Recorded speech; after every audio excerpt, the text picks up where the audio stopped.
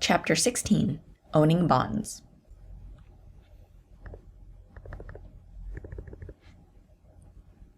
By definition, a bond is a legal agreement between a lender and a borrower.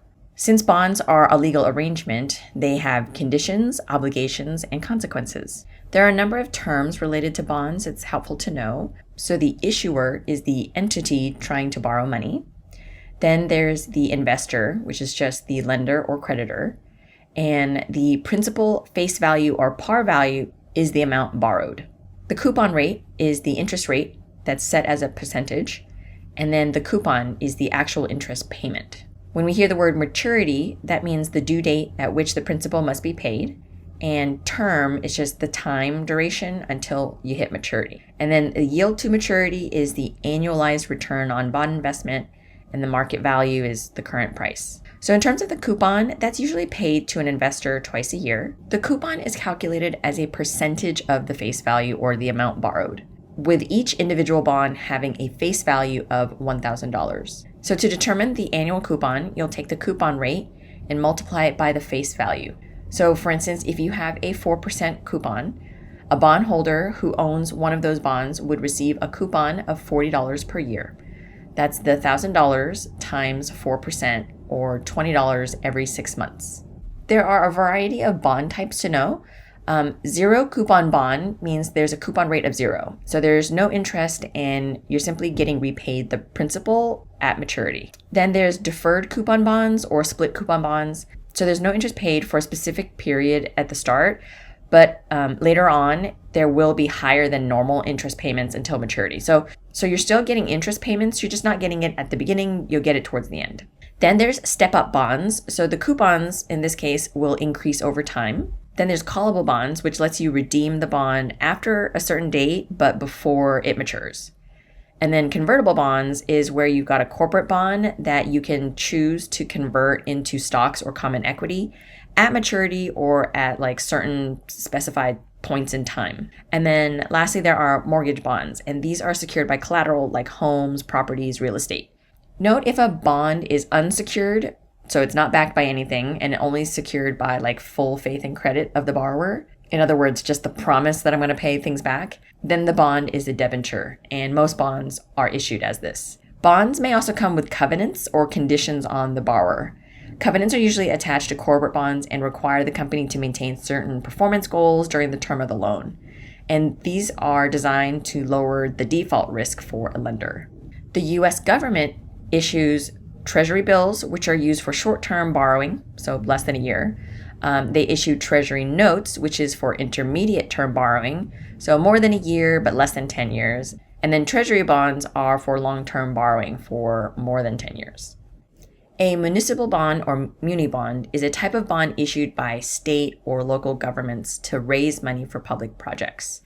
Interest on these bonds may not be subject to federal income taxes. So think of a muni bond as essentially a loan from an investor to the government. When a government entity needs to raise money to pay for a big project, it will sell bonds to interested investors. There are two kinds that they can issue: revenue bonds, which are repaid out of the revenue generated by the project the debt is financing, or general obligation bonds, which is backed by the full faith and credit of the state or municipal government. So let's look at the revenue bond example first. Let's say a state decides to issue bonds because it wants to make a new highway. So investors will buy the bonds and that money will be used to build the highway. So then the government is going to set up toll roads on that highway to collect money, and that money will be used to repay the investors. Now, the investors will receive interest twice a year, plus their original investment when the bond matures. Whereas with a general obligation bond, that's going to come from income taxes and property taxes. Now, foreign corporations and governments can also issue bonds. You should keep in mind, though, that foreign government defaults can happen. For instance, Mexico in 1994, Russia in 1998, and Argentina in 2001. There's also currency risk, as the coupons and principal will be paid in the foreign currency. In terms of bond markets, the volume of capital traded in them is far greater than what's in the stock market, because there's all kinds of borrowers issuing bonds: corporations, national and state municipal governments, government agencies, small towns, and they all have their own markets. So private placement refers to bonds that are issued in a private sale instead of in the public markets. U.S. Treasury bonds are issued to the primary market through auctions. Corporate bonds are traded in over-the-counter transactions through brokers and dealers. Now, to provide guidance, though, rating agencies are companies that provide ratings on bonds to inform lenders because bonds are less transparent than, let's say, stocks.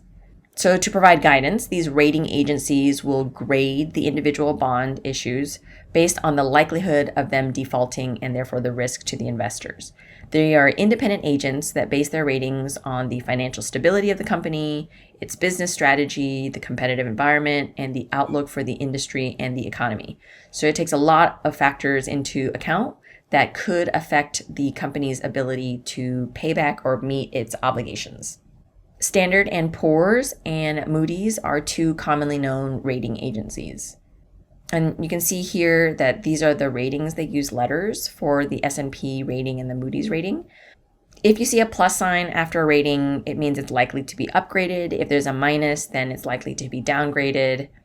Bonds that are BBB or BAA and above are considered investment grade bonds, so they're relatively low risk and safe. And anything below this level is considered speculative and carries some risk.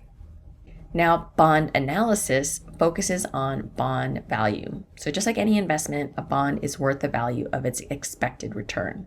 Bonds return two cash flows to their investors: the coupon or interest paid at regular intervals, usually twice a year or once a year, and the repayment of the principal or the original amount borrowed at maturity. So the nice thing is that a bond's future cash returns are known with certainty.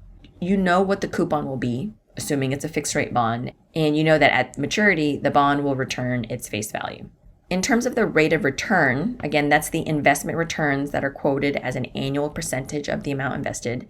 And for a bond, this rate is called the yield. So the yield is expressed in two ways. The first is the current yield, and the other way is the yield to maturity. So the current yield is a measure of your bond's rate of return in the short term. Say you buy the bond today and keep it for a year. To calculate the current yield, you'll take the annual coupon, which is the cash flows or the interest rate or the interest received, and you'll divide it by the market value. Another way to calculate the annual coupon is by taking the coupon rate times the face value and then taking that number and dividing it by the market value.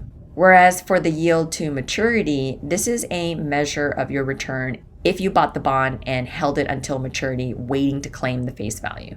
The yield to maturity is directly related to interest rates. So as interest rates increase, bond yields increase and bond prices fall. As interest rates fall, bond yields fall and bond prices increase. Now, your holding period yield is the annualized rate of return that you receive, depending on how long you've held the bond, if it's gained or lost in market value, and the coupons that you received in that period. So investing in bonds are not without risk. The basic risk of bond investing is that the returns, which is the coupon and the principal repayment or face value, will not be repaid, or that when they are repaid, they're not worth as much as you thought they would be. There are three kinds of risks as it relates to bonds. The reinvestment risk, which is when you go to reinvest the coupon and you can't find another opportunity that will pay as much of a return because interest rates and yields have fallen. There's interest rate risk. So that's the risk that a change in the interest rates will change the bond value, meaning that the interest rates will rise and the market value of your bond falls. And then there's inflation risk. So this is the risk that your coupons and the principal repayment will not be worth as much as you thought because inflation has decreased the purchasing power or the value of the dollars you received. Investors can get a sense of how interest rates are expected to change in the future by studying the yield curve. And this is a graph of U.S. Treasury securities compared in terms of the yields for bonds of different maturities. These are used because the U.S. government is considered to have no default risk, so that the yields on its bills and bonds reflect only interest rate, reinvestment, and inflation risks, all of which are reflected in expected future interest rates. The yield curve illustrates the term structure of interest rates or the relationship of interest rates to time. Usually the yield curve is upward sloping. That is, long-term rates are higher than short-term rates. Long-term rates indicate expected future rates. So the yield curve may be upward sloping, which indicates higher future interest rates.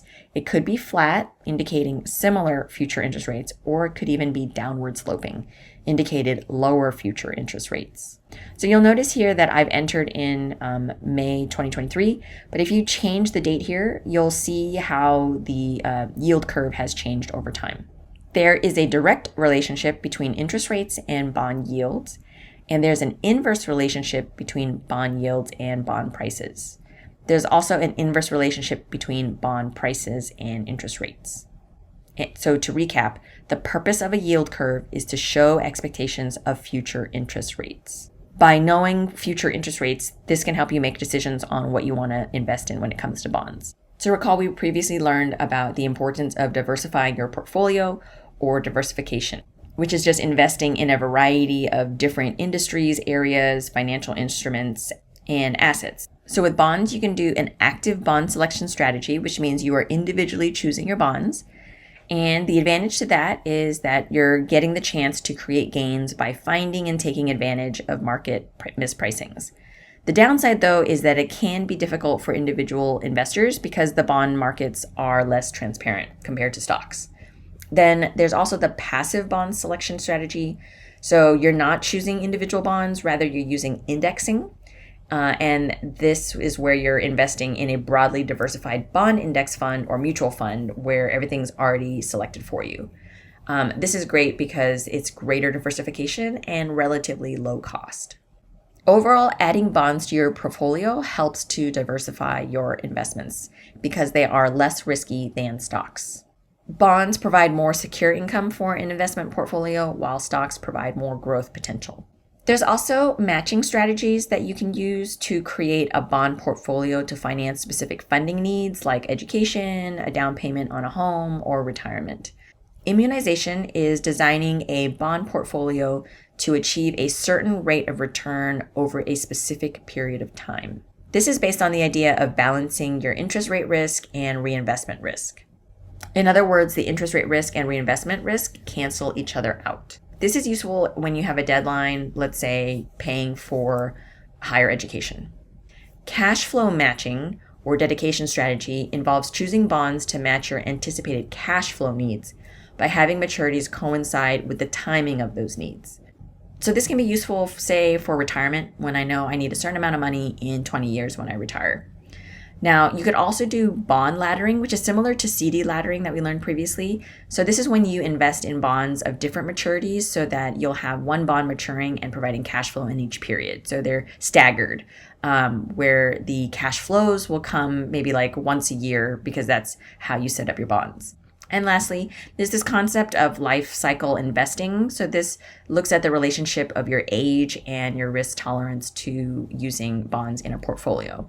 The general idea behind this is that you should have the same percentage of your portfolio invested in bonds as your age. So when you're 30 years old, you should have 30% of bonds. When you're 50, you should have 50% of bonds. But that idea of shifting weight from stocks to bonds as you get older is being in question because people are living a lot longer than they used to.